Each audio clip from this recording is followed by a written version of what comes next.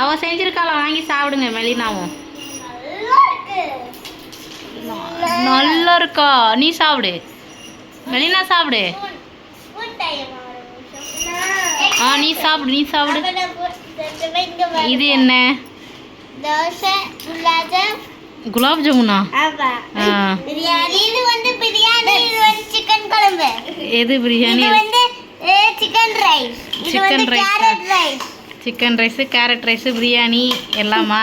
ஆமா. சரி போங்க, நல்லா இருக்கு. சாப்பிட்டாச்சு. நான் அப்படியே சாப்பிட்டுட்டேன். எனக்கு என்ன பிடிக்குமா? அவளுக்கு குலாப் ஜாமுனா.